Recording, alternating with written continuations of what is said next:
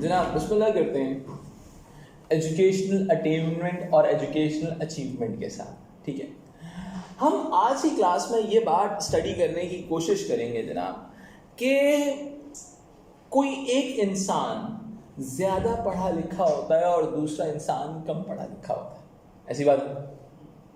आपको क्या लगता है what are the factors behind this phenomena that some people are more indulged and more attained in terms of education while other people are not attained or achieved in terms of education? What do you think? अच्छा, achievement और attainment बात एक ही है, सही? कुछ जगहों पर attainment लिखा हुआ होगा, कुछ जगहों पर achievement लिखा हुआ होगा, तो परेशान नहीं जी। कुछ कह रहे हैं?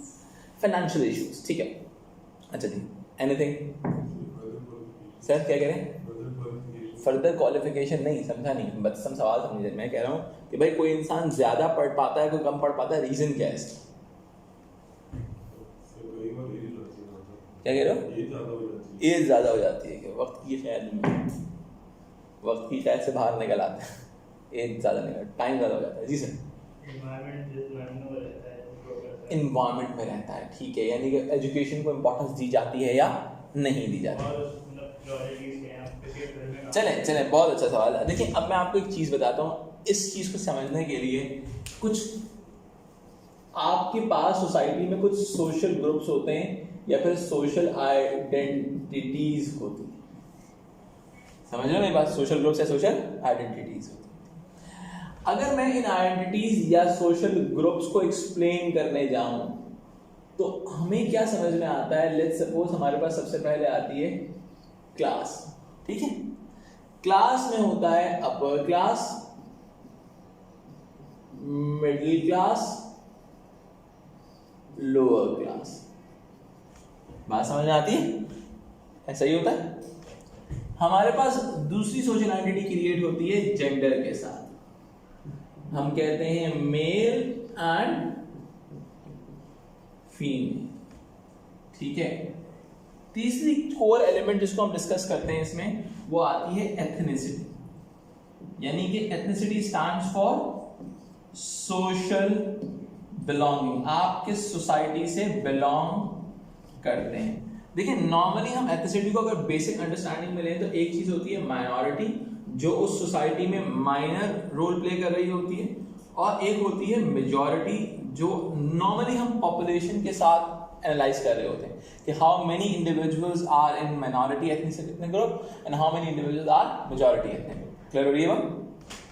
अच्छा लगा। अब इस कहानी को थोड़ा सा और आगे लेके चलते हैं, ठीक है। देखिए जी, याद रखिएगा, आपकी अपर और मिडिल क्लास के पास सबसे पहले तो होता है मटीरियल कैपिटल, पैसे। समझ आई बात? मटीरियल कैपिटल, सही है। अब मटीरियल कैपिटल का इंपैक्ट क्या होता है? पहली चीज होती है लिविंग स्टैंडर्ड्स, ठीक है, हाउसिंग, प्राइवेट ट्यूटरिंग, ठीक है बॉस। यानी कि इनके पास ये सारी एबिलिटीज होती हैं जस्ट बिकॉज इनके पास बहुत सारे पैसे होते हैं। समझ आती है बात? ये बात समझ आती है? दूसरे एलिमेंट पे अगर हम बात करते हैं तो इनके पास दूसरी चीज होती है कल्चरल कैपिटल। कल्चरल कैपिटल का मतलब क्या होता है? Values and norms. यानी कि एक कल्चर होता है एजुकेशन का, एक ऐसा कल्चर होता है जो एजुकेशन सिस्टम के हवाले से इंक्लिनेशन प्रोवाइड करता है। M I right wrong? ठीक है। अच्छा, अब मटेरियल कैपिटल में क्या आती है? पहली चीज, इस बात को मार्क्सिज्म बहुत फोकस करता है और इस बात को फंक्शनलिज्म बहुत फोकस करता है। According to functionalism, upper and middle class are educationally achieved and attained because of cultural capital, while according to Marxists, the upper and middle class is more inclined towards education attainment just because of material capital. Passion के बाद ज़्यादा है। समझ में आई बात? Class system, material, wealth, am I right? अच्छा, दूसरी तरफ हमारी जो लोअर क्लास है, लोअर क्लास पहले तो मटीरियल डेप्रिवेशन बेयर करती है, दूसरा ये कल्चरल डेप्रिवेशन भी बेयर करती है, यानी कि इनका कल्चर ही नहीं होता एजुकेशन के हवाले से, एजुकेशन के हवाले से बहुत सीरियसनेस इनके पास नजर ही नहीं आती। M I right wrong? ठीक है, एम आई राइट? अच्छा, अब अगर हम एजुकेशन सिस्टम के हवाले से बात करें मेल और फीमेल के लिए, ठीक है, अच्छा अब क्या होगा, ये दोनों क्लासेस जो होंगी ये एजुकेशनली अचीव्ड होंगी, अपर और मिडिल, और ये अंडर अचीव्ड होंगी।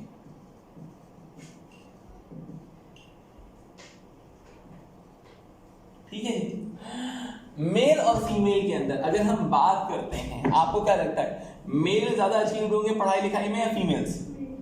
मेल ज्यादा अचीव होंगे, अगर लगाओ, खवातीन अच्छी होती है पढ़ाई में, मर्द बहुत अच्छे होते हैं। अचीव्ड की बात नहीं कर रहा मैं, बात कर रहा हूँ achieved in terms of education की बात कर रहे हैं, कौन ज्यादा अच्छा पढ़ने में होता है? खवातीन। सही है, सही, ओके डन। अब भाई दुनिया में आ जाओ, इतना नहीं, मार्स में करीब चले जाओगे पढ़ना, वीनस के करीब, ठीक है। अच्छा जी, आ जाए सर, समझिएगा सर, समझिएगा भाई, इनकी हरकतें तो खत्म ही नहीं होती है ना, इस वजह से इनकी हरकतें खत्म चूंकि नहीं होती हैं, ये लोग अंडर अचीव डिक्लेयर होते हैं और ये अचीव डिक्लेयर होती है। ठीक है जी, ठीक है। अब देखिए इसकी बहुत बड़ी वजह एक कॉन्सेप्ट दिया जाता है जिसको हम कहते हैं फेमिनाइजेशन ऑफ स्कूलिंग, यानी कि schools are more inclined towards feminized principles। जी सर, सॉरी क्या नहीं, देखिए यार मैं आपको बहुत वैलिड क्वेश्चन है, बहुत ज़्यादा वैलिड क्वेश्चन। जब हम कोर आइडियाज़ को डिस्कस कर रहे होते हैं ना, ठीक है, तो हम उसके अंदर थोड़ा सा बाइनरी जेंडर्स को डिस्कस कर रहे होते हैं, ठीक है, लेकिन जब हम पोस्ट मॉडर्निज्म में जाते हैं, सही है, तो हम फिर उसमें LGBTQ के एलिमेंट को एड्रेस करते हैं, सही है। एक्चुअली ये बात हकीकत है कि हमारी जो सोशियोलॉजी है इसको बहुत सारे फेमिनिस्ट ने पेट्रियार्कल सोसाइटी भी कहा है, और बहुत सारे जो LGBTQ के जो पोस्ट फेमिनिज्म है उसने अपोज भी किया है बहुत सारे सोशियोलॉजिकल आइडियाज़ को, बिकॉज इसके आइडियाज़ कोर आपके मेल और फीमेल बाइनरी जेंडर्स पे बेस करते हैं, स्पेशली स्टीरियोटिपिकल आइडियाज़। ठीक है, अब मैं स्टीरियोटिपिकल आइडियाज़ से मैं बात कहूँ तो मेरी वीडियो देखना प्री मॉडर्न, मॉडर्न और पोस्ट मॉडर्न वाली, सही है, उस वीडियो के अंदर तुम्हें समझ में आ जाएगा कि मैं क्या कहना चाह रहा हूँ। ठीक है, अच्छा, क्योंकि जब हम प्री मॉडर्निटी और मॉडर्निटी में आते हैं तो उस पर एक चीज़ की मेटा नैरेटिव, बाइनरी जेंडर्स आधा मेटा नैरेटिव, सही है जनता, समझ में आई बात? ठीक है, अच्छा आ जाओ, फेमिनाइजेशन बहुत अच्छा सवाल था। अच्छा, फेमिनाइजेशन ऑफ स्कूलिंग हो गया, यानी कि स्कूलिंग सिस्टम इज फेमिनाइज, यानी कि वो फेमिनाइज हो गया। फेमिनाइज करना होने का मतलब ये है कि वो बहुत ज़्यादा फीमेल वे ऑफ लर्निंग को प्रमोट करते हैं, फीमेल वे ऑफ लर्निंग को प्रमोट करते हैं, सही। फीमेल वे ऑफ लर्निंग को प्रमोट कैसे करते हैं, यानी कि जिस तरह से रट्टाफिकेशन है हो गया, या फिर आपका जो एक्सप्रेसिव वे ऑफ वर्किंग है, ठीक है, लेकिन इसके and अंदर ओवरऑल अगर हम देखा जाए तो हमारे पास जेंडर्ड इनका लैटिश बिहेवियर इशू क्रिएट करता है।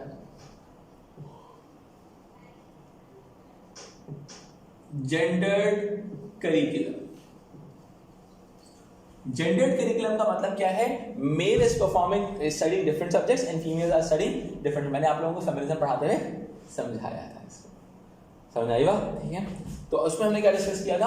अब क्या हुआ, ये ओवरऑल एलिमेंट हमने डिस्कस कर दिया कि ये अंडर अचीव है, ये अचीव है। अब मेरी बात सुनना, देखिए हम अभी क्या डिस्कस कर रहे हैं, ये जो मैं चार्ट बना रहा हूँ एक्चुअली मैं स्टीरियोटाइपिकल आइडियाज की बेसिस पे, मेटा नैरेटिव की बेसिस पे बना रहा हूँ, ठीक है। जहन में याद रखो, एक तो मैं जुगाड़ तरीका बता रहा हूँ, जो लोअर क्लास के साथ होगा वही चीजें माइनॉरिटी के साथ अटैच कर देना, और जो अपर और मिडिल एंड अपर के साथ होगा वो तमाम चीजें मेजॉरिटी के साथ लिंक कर देना, जुगाड़ वाला तरीका।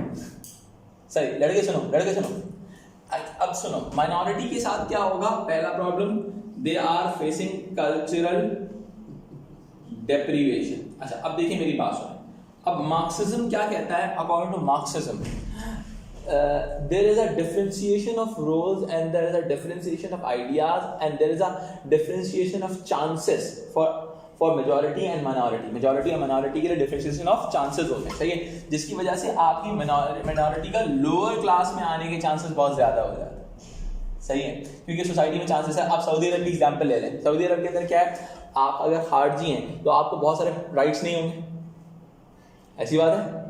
खारजी कौन होते हैं, जो बाहर से लोग होते हैं, ठीक है, माइनॉरिटी को राइट्स नहीं, तो अब वो क्या हो गया, वो लोअर क्लास में चलेगा, सही है। जैसे अगर आप यूएई की बात करें, वहाँ की जो वहाँ की जो नेटिव्स हैं, उनको यूएई सिटीजन हैं, उनको बहुत फायदा मिलता है, समझ में आएगा, ठीक है, वेलफेयर की स्टेट के तौर पर काम करता है, ठीक है। तो कल्चरल डेप्रिवेशन होती है और ये लोग मटेरियल डेप्रिवेशन भी फेस करते हैं। There is no equal chances नहीं होते मेजॉरिटी ऑफ द स्टेट्स के अंदर। पाकिस्तान के अंदर भी क्या है, आपको हर जॉब के लिए एनआईसी चाहिए। एनआईसी का मतलब you need to be a citizen of Pakistan, समझ आई बात। जब एनआईसी या पासपोर्ट की रिक्वायरमेंट होती है, इसका मतलब है कि you want to make sure this thing that the person should be the citizen of your country, यानी कि वो मेजॉरिटी का पार्ट हो, माइनॉरिटी का पार्ट बाहर का सिटीजन ना हो, ठीक है। इसमें ये भी होता है कि प्रेफरेंसेस होती हैं, बहुत सारी सोसाइटीज होती हैं जो एक पर्टिकुलर मेजॉरिटी को तो प्रेफरेंस देती है, माइनॉरिटी को प्रेफरेंसेस नहीं दे रही, ठीक है, समझ आएगा। अच्छा, इसके अलावा एक और चीज़ है, अगर हम मेजॉरिटी की बात करें तो उनको आता है कल्चरल कैपिटल मिलता है, उनको एक अपना नेटिव कल्चर मिलता है, और उसको डेफिनेट सी बात है, उनको मटेरियल कैपिटल भी मिलने के चांसेस बहुत ज्यादा होते हैं, ठीक है। अच्छा, इसके अलावा माइनॉरिटी को एक बहुत बड़ा मसला होता है लैंग्वेज कोड्स इशू, ये मैं भी आपको समझाऊंगा। देखिए, बहुत आसान से अल्फाज में बोलूं तो लैंग्वेज कोड्स का मतलब क्या होता है। लैंग्वेज कोड्स का मतलब ये होता है कि आप जो हैं पर्टिकुलर तरह के लैंग्वेजेस, जैसे एक लैंग्वेज होती है जो आपकी माइनॉरिटी बोलती है, सही, जो अपनी, जिसको हम रिस्ट्रिक्टेड कोड कहते हैं। रिस्ट्रिक्टेड कोड का मतलब है कुछ ऐसी लैंग्वेज जो सिर्फ पर्टिकुलर लोग ही समझ सकें, समझ रहे हो मेरी बात, रिस्ट्रिक्टेड है, हर कोई नहीं समझ सकता, समझ रहे हो मेरी बात, ठीक है। वो जो पर्टिकुलर कम्युनिटी का बंदा होगा वही वो लैंग्वेज समझेगा, सही है। जबकि मैं अगर बात करूं एलैबोरेटेड कोड की, वो लैंग्वेज जो आम लोग बोलते हैं, जो सोसाइटी की एलैबोरेटेड कोड है, जो एक फॉर्मल लैंग्वेज के तौर पे कंसिडर की जाती है, समझ रहे हो मेरी बात, समझ रहे हो, ठीक है। अब ऑटोमेटिकली क्या होता है, आपकी जो माइनॉरिटी होती है और मेजॉरिटी होती है, इन दोनों को इस हवाले से डिफरेंशिएशन फेस करने को मिल रही है, समझ आएगा। माइनॉरिटी के पास ये डिसएडवांटेज होता है और मेजॉरिटी के पास एडवांटेज होता है। एनी प्रॉब्लम चले, ठीक है, इसको कॉपी करना, फिर मैं आगे कंटिन्यू